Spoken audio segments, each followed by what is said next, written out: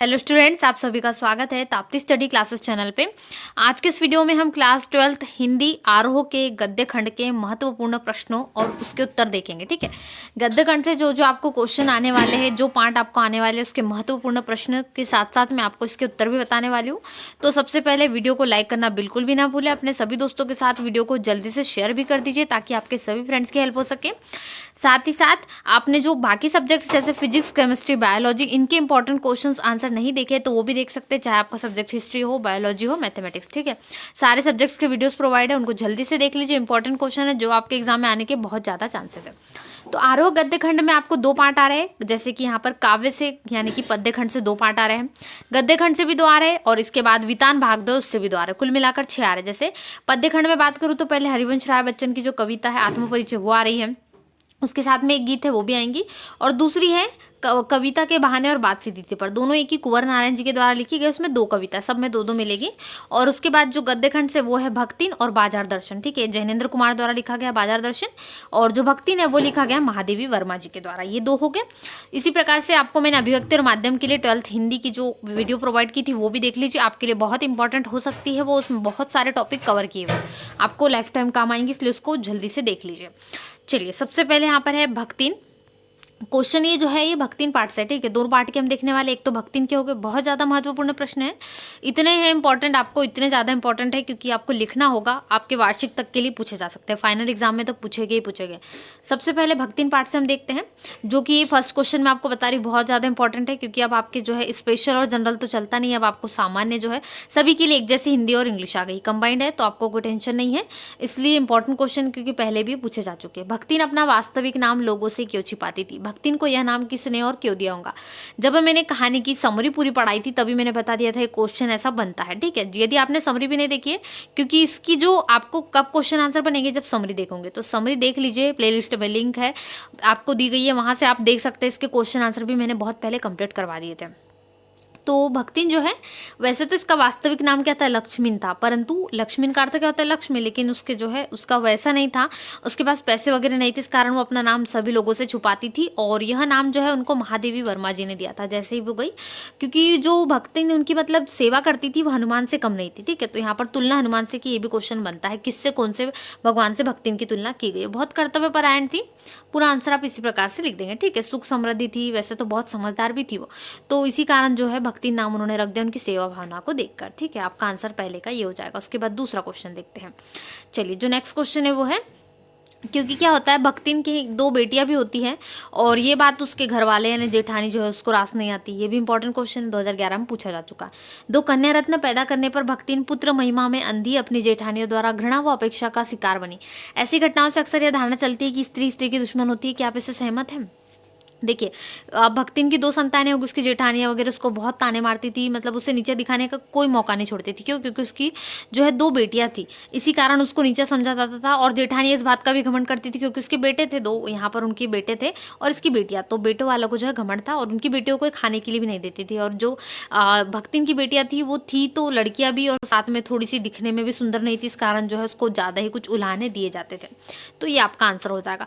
आपको बहुत अच्छे से आंसर इसको समझना चाहते हैं, डीपली समझना चाहते हैं, तो मैंने जब समरी पढ़ाई है उसको समझ लीजिए, क्वेश्चन आंसर कराया था, बहुत अच्छे से समझा, उसमें आपको कोई दिक्कत नहीं जाए। प्लेलिस्ट में लिंक है, वहां से जाइए और सारे आंसर्स को देख लीजिए। चलिए, नेक्स्ट क्वेश्चन की ओर बढ़ते हैं। क्वेश्चन नंबर 3, भक्तिन की बेटी पर पंचायत द्वारा जबरीन पति तोपी जाना एक दुर्घटना भर नहीं बल्कि विवाह के संदर्भ में स्त्री के मानवाधिकार को चोट पहुंचाता है। जैसे वर्तमान में भी ऐसी घटनाएं होती हैं। अब ये कहानी मैंने जब पढ़ाई थी तब भी बताया था कि कैसे भक्तिन के साथ में जो उसकी बेटी है उसके साथ का उसका जो है बेटी की भी किस्मत थोड़ी खराब होती है। भक्तिन का पति भी कम उम्र में चले जाता है और उसकी बेटी है उसका भी पति जल्दी चले जाता है, तो उसकी दूसरी शादी के लिए जो उसके जेठ जेठानी है भक्तिन के, वो कोशिश करते कि जो पूरी पैसे धेले है सब कुछ खेत वगैरह उसके हाथ आ जाए, तो ये फैसला करते हैं। बाद में जो है उसकी बेटी के, ये उसकी बेटी भी बहुत होशियार रहती है, वो भी समझदार रहती है, वो भी इनके जो है फंसे हुए लड़कों से शादी नहीं करना चाहती, तो उसकी बेटी बेटी को मिलकर फंसाया जाता है। ठीक है, तो यहाँ पर वही कहानी में आपको मिल जाएगा पूरा इसका आंसर। तो ये आंसर आप इस प्रकार से लिख देंगे। आगे देखते हैं अगला प्रश्न। उसके बाद ये भी मोस्ट इंपॉर्टेंट क्वेश्चन है, भक्तिन अच्छी है यह कहना कठिन होगा क्योंकि उसमें क्या है, दुर्गुणों का भाव नहीं। लेखिका ने ऐसा क्यों कहा होगा, ये लेखिका का मत है। ठीक है, भक्तिन अच्छी है ऐसा उन्होंने कहा क्योंकि जो भक्तिन है उससे तर्क करना बहुत अच्छे से आता है। जैसे कभी कभी वो कुछ चीज़ों में बुराइयाँ रहती है परंतु उसकी बुराइयाँ छुपा लेती है, उसको बहुत अच्छे से आता है। तो यही है, उनकी कुछ कुछ बुराइयाँ भी उसको भक्तिन की जो है महादेवी वर्मा जी को पता थी। चलिए आगे देखते हैं। देखिए, अब भक्तिन की समझदारी से भी एक प्रश्न है, भक्तिन द्वारा शास्त्र के प्रश्न को सुविधा से सुलझा लेने का क्या उदाहरण लेखिका ने दिया। लेखिका कैसे समझती है कि ये बहुत अच्छे से सुलझी हुई महिला है। क्योंकि एक बार क्या होता है, शास्त्र में कुछ वैसे बताती है, जैसे भक्तिन उनको बोलती है तुम जो है ऐसा सिर छुपा के रखे रहते हैं, जैसे घूंघट हम जिसको कहते हैं वर्तमान में, तो ऐसा कोई नहीं है, परंतु बहुत सारी स्त्रियां जो है पूर्व में प्राचीन समय में घूंघट लेके रहती थी। या फिर क्या होता था, जब किसी पति की मृत्यु हो जाती थी तो पत्नी जो है सर मुंडा लेती थी और पति के से उनको पूरे बाल कटवाना होता था। इस कारण जो है उनके बाल नहीं होते थे और सर पर बाल नहीं होने के कारण वो अपना घूंघट रखती थी। ठीक है, सर ढक कर रखती थी हमेशा, कभी नीचे नहीं होता था। तो ऐसा जो है कारण महादेवी वर्मा जी उनसे पूछती है भक्तिन से कि तुम ऐसे क्यों रखती हो सिर घुटा के। तब वो बोलती है कि कुछ तर्क देती है अपने धार से कि जब उनके पति, अब क्योंकि वो बूढ़ी हो गई है भक्तिन, तो सोचती हो कि उसके पति भी बूढ़े हो गए होंगे इस उम्र में, तो जो बोले है वो बूढ़ा जो है बुरा मान जाएगा, मतलब उसकी उम्र हो चुकी है। तो वहाँ पर जब ऊपर से होगा, वैसे तो मर चुका है वो, तो ऊपर से बताती है कि जैसे वो ऊपर होगा तो वहाँ पर मुझे वो सोचेंगे कि इस प्रकार से वो मेरे पत्नी धर्म नहीं निभा रही है, ऐसा करके जो है भक्तिन उनको महादेवी वर्मा जी को बताती है। चलिए आगे और उत्तर देखेंगे। ये भी मोस्ट इंपॉर्टेंट क्वेश्चन है, आपको मैक्सिमम टाइम पूछा जाता है, भक्तिन के आ जाने से महादेवी अधिक देहाती कैसे होगी। कैसे होगी, क्योंकि जो भक्तिन है थोड़ी गांव की थी, खाना कुछ ऐसा बनाती थी वो खाने के स्वाद में, जैसे जो हम गाँव में जाते हैं तो हमें गाँव का स्वाद अलग होता है और वहाँ पर बनाने का जो है साग सब्जियाँ बहुत अच्छे से बनाई जाती है। ठीक है, गाँव का स्वाद बहुत अच्छा होता है।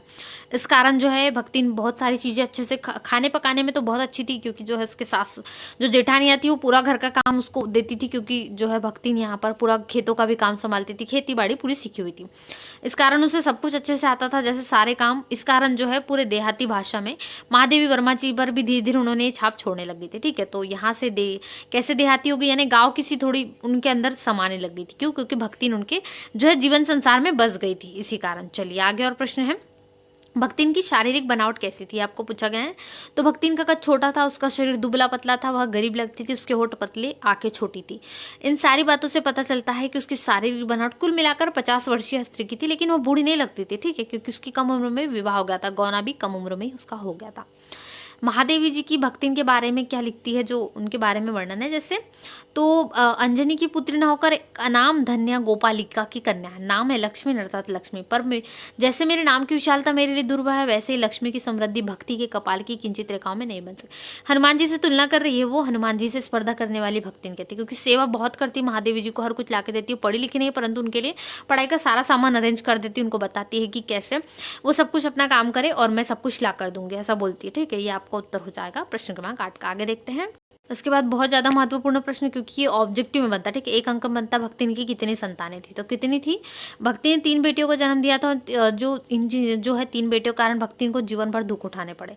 अब जो बेटियां, उनकी शादी भी करी उसने और हर वक्त काम में लगाए रखती थी, क्योंकि उनकी बेटियां चाहती थी उसकी बेटियों को अच्छे से रखे। ठीक है, भक्तिन दुर्भाग्यशाली क्यों थी, आपको बताना है। तो क्योंकि भक्तिन का पति जब उस समय मरा तब वह केवल 36 वर्ष की थी और 3 बेटियों को जन्म देकर चला गया, इसी कारण उसे बहुत सारे कष्ट सहने पड़े। तो ये उत्तर हो जाएगा आपका।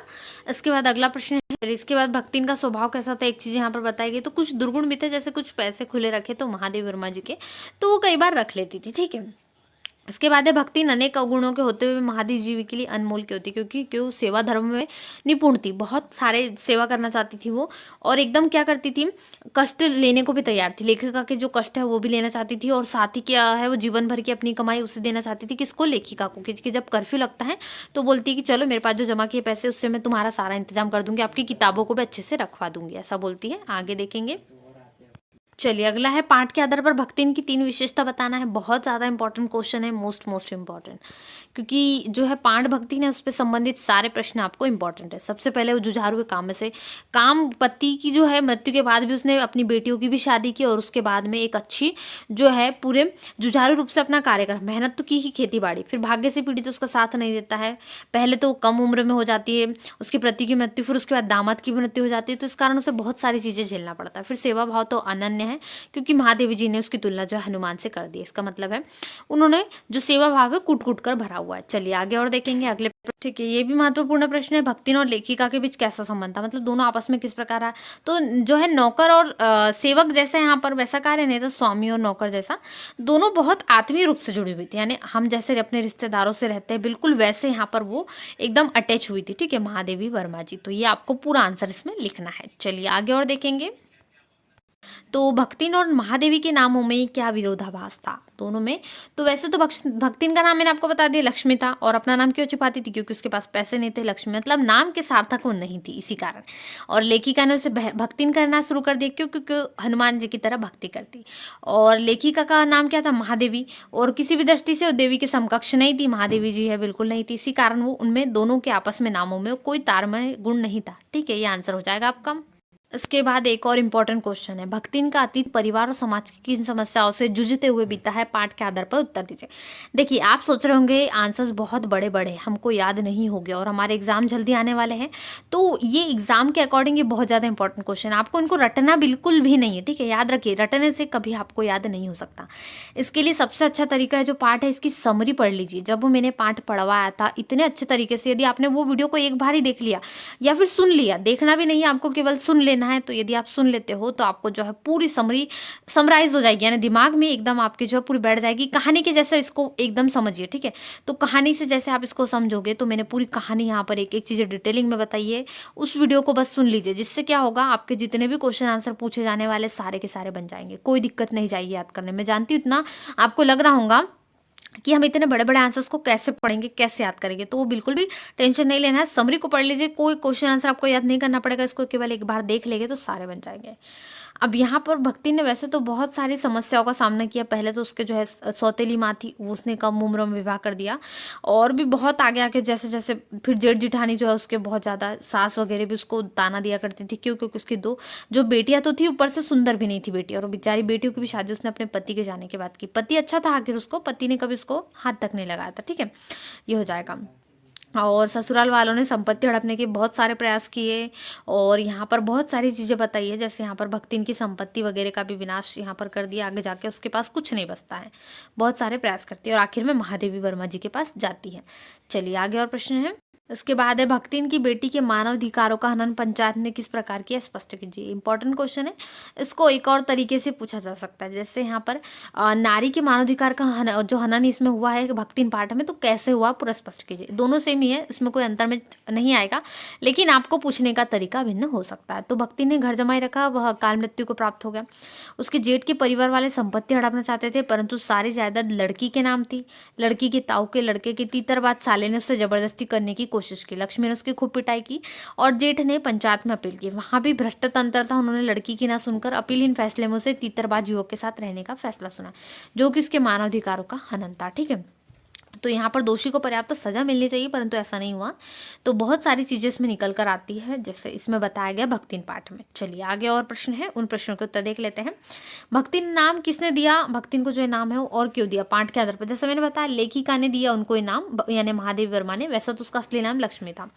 ठीक है, ये क्वेश्चन बहुत रिपीटेड क्वेश्चन और बहुत बार आया। ठीक है, इसको आपको याद करना ही करना है।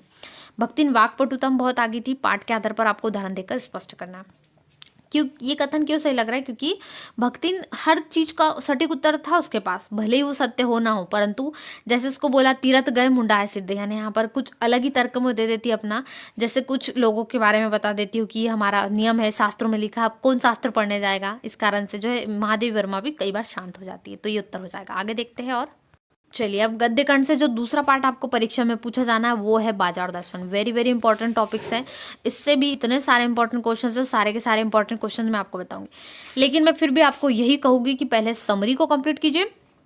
इसके मैंने पहले भी क्वेश्चन आंसर अभ्यास प्रश्न पूरे करवा दिए हैं, चाहे तो वो वीडियो डिटेलिंग में देख सकते हैं। यहाँ पर मैं आपको ज़्यादा डिटेलिंग नहीं बता रही, क्योंकि मैंने पहले बहुत ज़्यादा डिटेलिंग कर दी है। वो वीडियो जो विद्यार्थी ज़्यादा डिटेलिंग में चाहते हैं वो समरी जरूर देखिए। बाजार दर्शन की प्लेलिस्ट में दी गए पूरे वीडियोज़ है प्लेलिस्ट में हिंदी की अपलोड, वहाँ से जाकर देख लीजिए।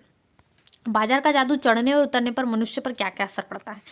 तो बाजार का जादू चढ़ने उतरने पर मनुष्य पर कौन कौन सा, जैसे बाजार जाएगा कोई व्यक्ति है, वो बाजार जाएगा, उसको अलग अलग प्रकार की दुकानें दिखेंगी तो वो चाहेगा कि कुछ कुछ मैं ले लूँ।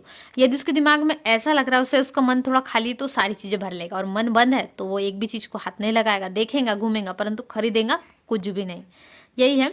और यहाँ पर जो वस्तु बाजार में देखता है उसकी कमी उसे खलने लगती है, उससे वस्तु अनावश्यक, यहाँ पर बहुत सारी चीजें हैं उतरती है चढ़ती है दिमाग में। ठीक है, ये पहले का आंसर हो जाएगा।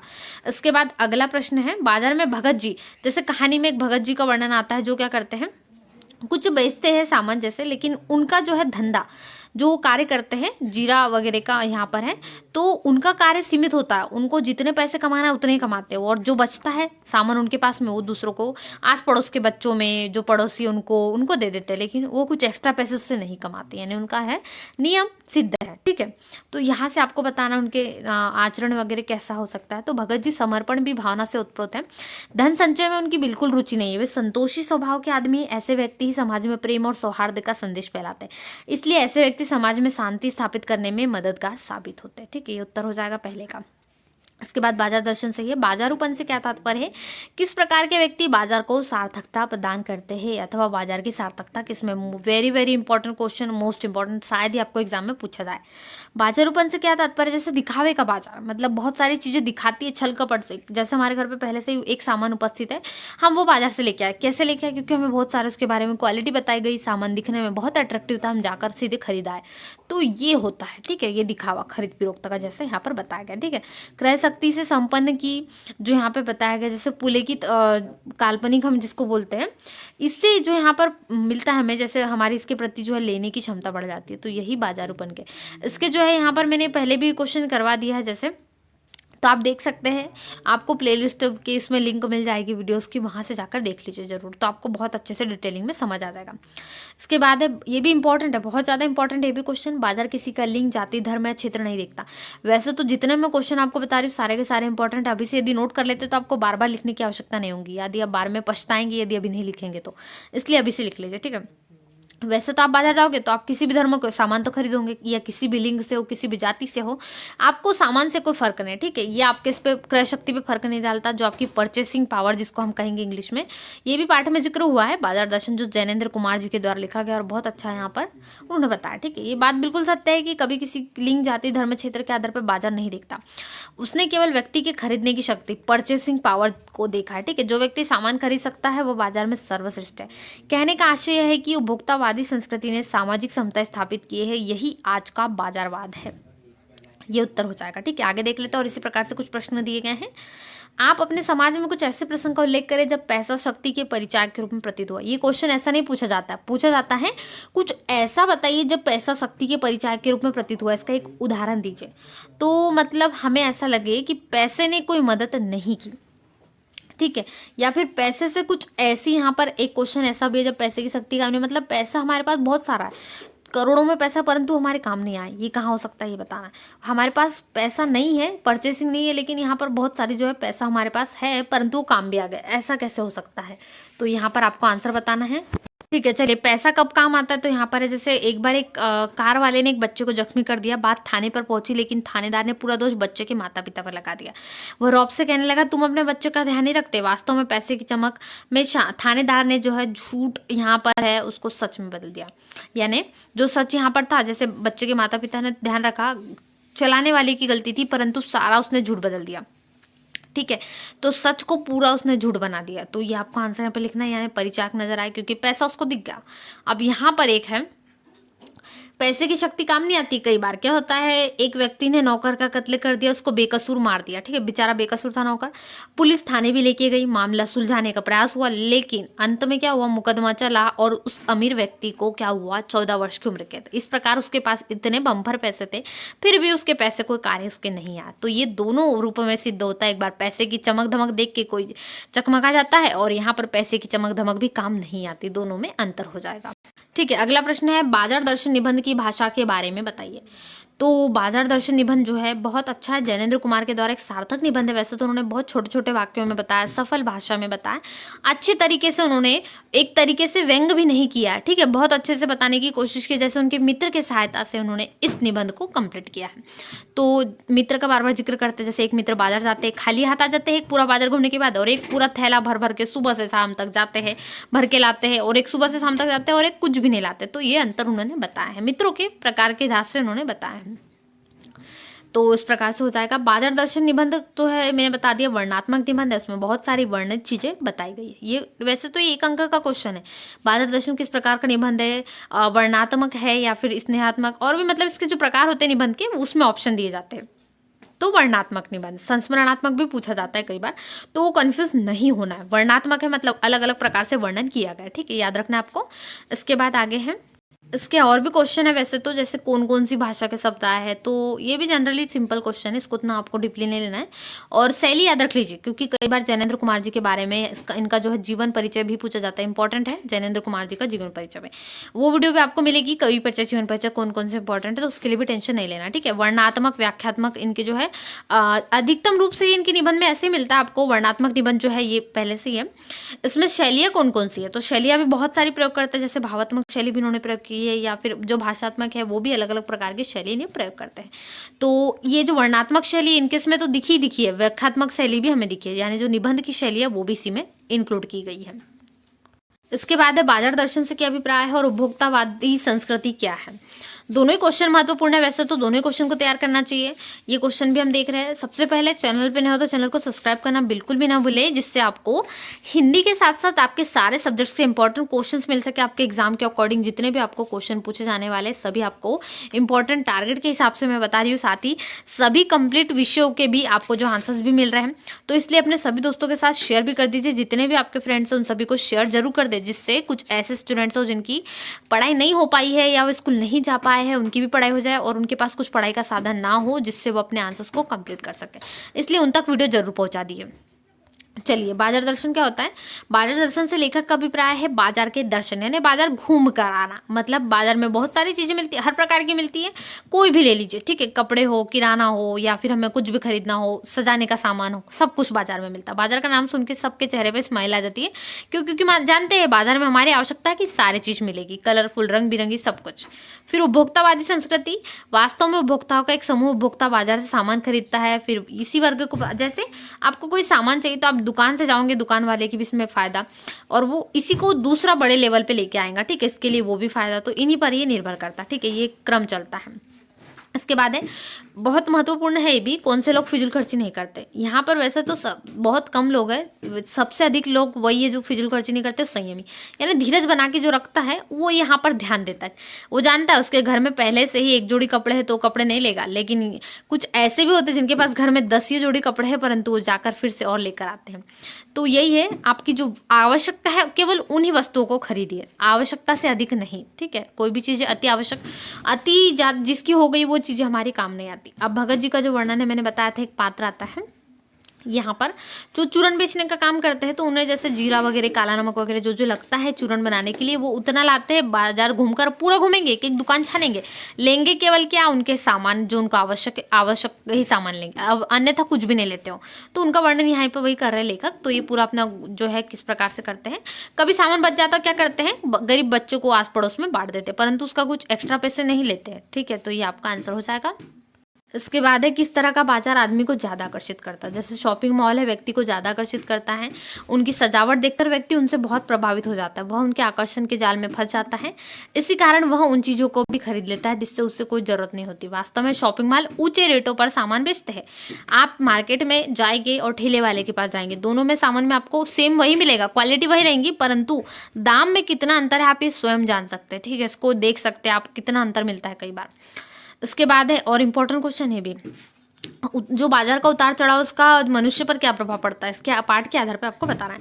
तो कई बार बाजार की चमक दमक में फंसकर व्यक्ति खरीदारी करता है, बाजार का जादू है, और कई बार पैसे होने के बाद भी वो ना खरीदे, तो ये उसकी जो है निर्णय क्षमता पे निर्भर करता है, यानी वो व्यक्ति कितना संयमी। ये आंसर लिखना है आपको। इसके बाद अगला प्रश्न है, भगत जी बाजार को सार्थक और समाज को शांत कैसे कर रहे हैं। क्योंकि मैंने बताया आपको, एक और क्वेश्चन इसी का बनता है, भगत जी का जो उदाहरण दिया कैसे दिया उसको स्पष्ट करना है। तो दोनों सेम ही है, मैंने आपको उत्तर अभी बता दिया है, तो आपको याद हो गया होगा। ठीक है, उनको जो चाहिए वो वही लाते हैं। अब ये भी इंपॉर्टेंट है, खाली मन भरी जेब से लेखक का क्या आशय है, क्योंकि मैं जितने क्वेश्चन आपको बता रही हूँ पूरे सिलेक्टेड है, कोई ना कोई कहीं ना कहीं क्वेश्चन पूछे गए, यानी चांसेस बहुत ज़्यादा है क्वेश्चन के आने के, इसलिए इनको अभी से तैयार करना शुरू कर दीजिए। ठीक है, यहाँ पर आपको ये भी आंसर लिख लेना है क्वेश्चन नंबर 17 का। इसके बाद अगला प्रश्न है, बाजार दर्शन पाठ के आधार पर पैसे की व्यंग्य शक्ति कथन को स्पष्ट करना है, और पैसे की पावर रस का किन 2 रूपों में प्राप्त किया जाता है ये भी आपको बताना है। ठीक है, ये आपके आंसर हो जाएंगे, इस प्रकार से आपको लिख लेना है। ये क्वेश्चन तो मैक्सिमम पूछा जाता है और शायद आपको इस बार पूछा भी जाता। तो बाजार जाते समय आपको किन किन बातों का ध्यान रखना चाहिए और बाजार दर्शन पाठ के आधार पर बताना। ठीक है, सबसे पहले हमें जो जरूरत है केवल उनकी सूची बनाए, जैसे हमें जितने आइटम्स की जरूरत है वो सूची में रहे तो हम फटाफट ले सकते हैं, उससे एक्स्ट्रा नहीं। बाजार के आकर्षण से बचाना चाहिए, सामान तो हमें लुभाता है कि थोड़ा सस्ता भी दे रहे हैं भाई, डिस्काउंट मिल रहा है, और साथ में ही इसमें जो हमारी क्वालिटी कलर में दिख रहा है, ऐसा नहीं है, ये आकर्षण हमसे हमें बचना है। हमें मन निश्चित खरीदारी के लिए होना चाहिए, नहीं तो हमारा मन नहीं है और हम जा रहे हैं तो फिर कुछ भी हम ला लेते हैं। क्रय क्षमता का प्रदर्शन न करके जरूरत का सामान लेना चाहिए हमें बाजार में। हमें नहीं बताना चाहिए हमारे पास बहुत पैसा, हम इतना सामान खरीद सकते हैं, हम इतना पूरा भर भर के ले जा सकते हैं, इससे हमें कोई फर्क नहीं पड़ना चाहिए। ठीक है, असंतोष व हीन भाव से दूर रहना चाहिए, यानी यहाँ पर यदि हम करेंगे कि उसने सामान लिया तो मैंने नहीं लिया तो मैं भी लूंगा, ऐसा नहीं। यहाँ पर संतोष मन होना चाहिए, आपका असंतोष नहीं, यानी कि आपका जो है मन शांत होना चाहिए, तभी आपको बाजार जाना चाहिए। तो ये कुछ महत्वपूर्ण प्रश्न थे गद्य खंड से जो हमने आज के इस वीडियो में देखे। सबसे पहले ऐसे वीडियो के लिए चैनल से जुड़े रहिए, चैनल को सब्सक्राइब कर लीजिए, वीडियो को लाइक करना बिल्कुल भी ना भूलें, अपने सभी दोस्तों के साथ वीडियो को जरूर शेयर करें, जल्दी से वीडियो को शेयर कर दीजिए, ताकि कुछ ऐसे स्टूडेंट जिनके पास पढ़ाई करने के लिए कुछ साधन नहीं है, उनके पास किताबें नहीं है, वो पढ़ सके और उनको नोट्स मिल सके, इसलिए उन तक वीडियो जरूर पहुंचा दिए। और साथ ही आपने अभी तक चैनल सब्सक्राइब नहीं किया तो आप भी चैनल से जुड़ जाइए, चैनल को सब्सक्राइब कर लीजिए और वीडियो को लाइक भी कर दीजिए। और यदि आप ऐसे वीडियो देखना चाहते हैं तो प्लेलिस्ट की लिंक दी गई, उसमें सारे विषयों की वीडियोस अपलोड है, साथ ही बाजार दर्शन भक्ति और भी आपके काव्यखंड के पाठों की समरी सारी अपलोड है, क्वेश्चन आंसर भी अपलोड है, वो भी देख लीजिए। मिलते हैं नए वीडियो में, तब तक वीडियो को लाइक शेयर जरूर करें। Thanks for watching.